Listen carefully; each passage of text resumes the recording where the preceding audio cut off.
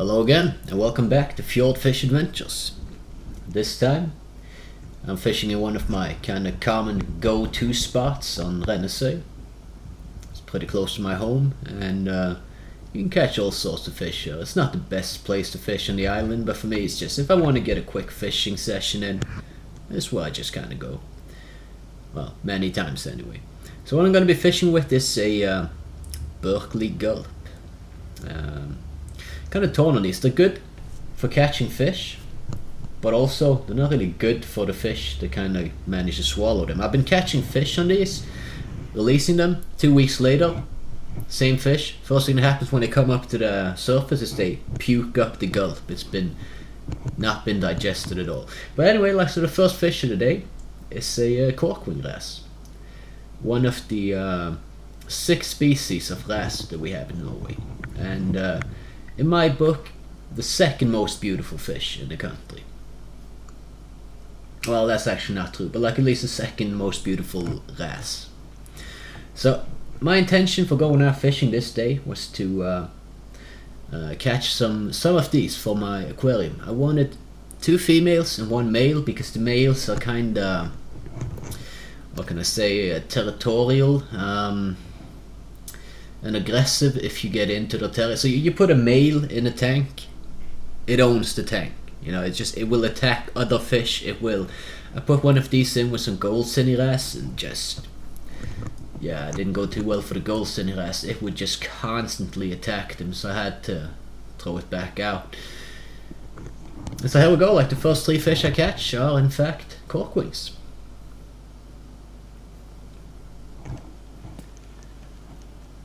Yeah, that smoke cloud there is. I am a smoker, so I sometimes light one of those up. But here we go, a gold wrasse. Not a large one. I figured, okay, I can try putting one of those in as well. You know, why not? And yet another. Oh no, actually not. It's a pole cod, I believe. Quite numerous in this area, and. When the wrasse kinda, well, out he goes.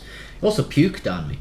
But when the wrasse kinda start, resting for the day / sleeping, they don't actually sleep, but you'll be catching more of the poor cards at night time because there's less competition. And this is a decent sized black obie. It's probably on par with the fly fishing record in Norway. This one's damaged though, its fins are broken basically, but yeah, well, gonna just put them back out because I'm not looking for those, and I'm not looking for poor cards. I've had poor cards in my aquarium before. They're kind of frail. They're usually the first fish to buckle under, so I've got tiny gold cine. I would like to have these in the aquarium too, but I just can't have them with the corkwing, so I decided, I'm just gonna grab the other gold cine there and I'll release them both. And so I went in, put the fish in the aquarium that I had, and I went back to fishing. And instantly I kind of stepped up the size of the bait and hook and such, so I caught a little bit, because I have a 50-liter aquarium, so I can't have 2 large fish in there. This one would be too large for that. But yeah, this poor guy, he got double hooked. In the lower lip, then the upper lip. And I got him loose, and quite a beautiful fish. You should see them in the aquarium. I think I have some footage I'll release on the channel at some point, but if you they get neon glow when you have them in the right environment. In my aquariums, the colors really come popping out. It's incredible how beautiful they get. They almost glow. I'll share some footage of that with you in later videos. So I fished for a while here, and look how beautiful this is. Just autumn day on Rennesøy. No wind, just sun. Beautiful. So I'm gonna, heading straight ahead here, heading to one of my favorite close to home fishing spots. If I want a little bit larger fish. Haven't really caught anything here that's like a kilo. It's all been below. They're like barely below on a few though. I have hooked probably 2-3 kilo parlax, but they've just kind of snapped the hook because I haven't really been having the gear for it. But I just decided, usually right here I've been seeing some semi-large fish, like pounders plus. So I just figured, during the summer I've been seeing that, so I figured I'd try, see what I might be able to get there, because some larger ballan wrasse seem to kind of hang around here. But it seems to be more so in the summer, because once autumn kind of came, haven't caught a single one of them here. But this is a male cuckoo wrasse, which is one of the most beautiful, if not the most beautiful fish that we have here in Norway, in my opinion.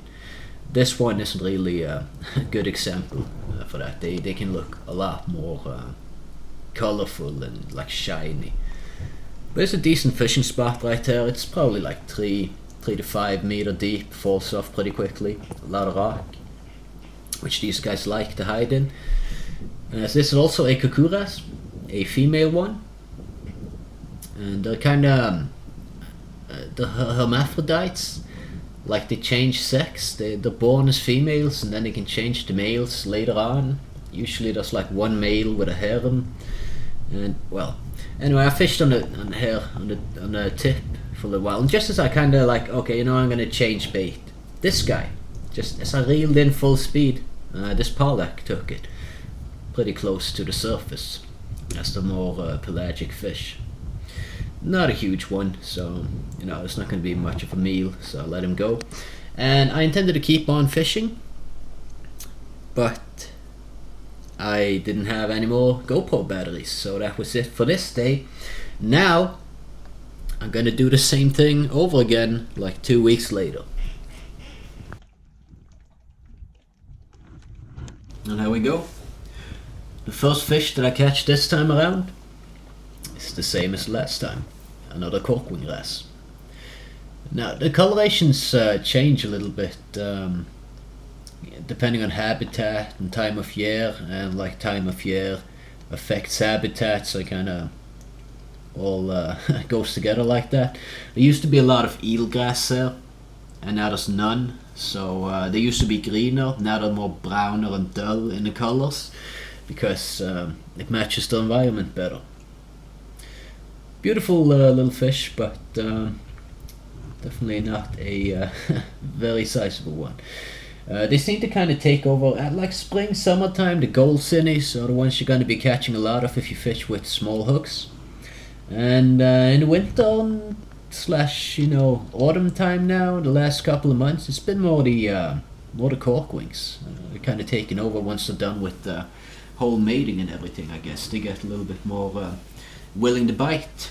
It seems. I only have 1 year of experience, which is this year, of really trying to fish for these tinier fish, but yeah. And so you see another porcard. As I said, quite a few of these in this area, and strangely, I didn't get a single scale on me. They usually lose scale like crazy, like scales. They seem pretty frail. So that guy was, I'm guessing, a not so frail porcard. Anyway, I'm just keeping on fishing in this area, checking out what I can get. My main intention is to kind of go to the place where I can catch some larger fish, but I just doing my usual round, so to say.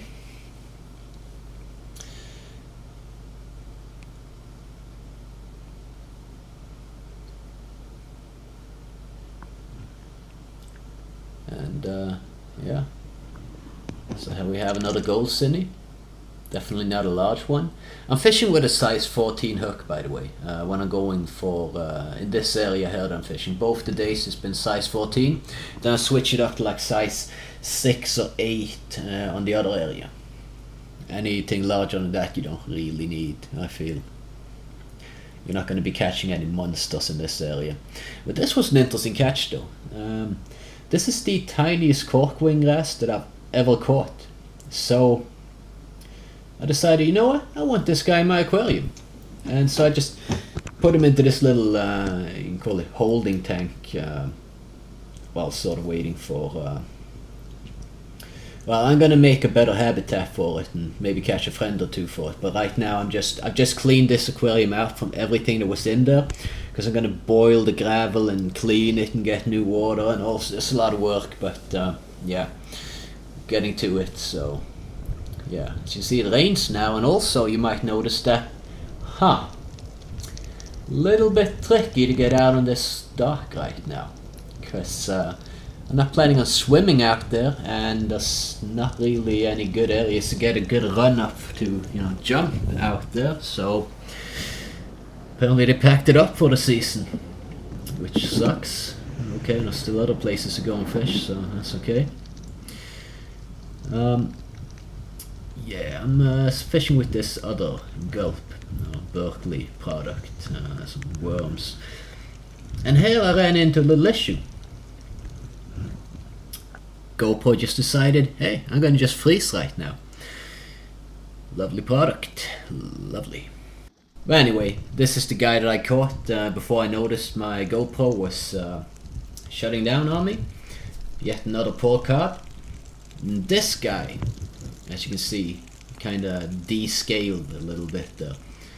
And the reason that you don't see any exact weight numbers today, like I've been usually, like if the fish weighs 7 grams, I got that noted down, or 13, like I try to be a little bit meticulous there, if that's the right word for it. But both my digital scales for like smaller fish have, even though I bought them at like a nature store, they couldn't take water and have broken down on me. The displays are just going haywire, and I don't know, man. Nothing good, nothing good. So I didn't really fish for much longer after catching these. I guess this is the last fish that I caught before I decided, you know what, I'm getting wet and it's cold, and that's it for the day, basically. Because I tried fishing a while longer after this guy switched up spots a little bit, but didn't get anything. I had a bunch of nibbles, and this guy also puked at me, so that's that. But yeah, I mean, all in all, it's catches for these 2 days, not super spectacular, but decent enough. So I'll just cut it there and say thanks for watching, guys. You all have a good one.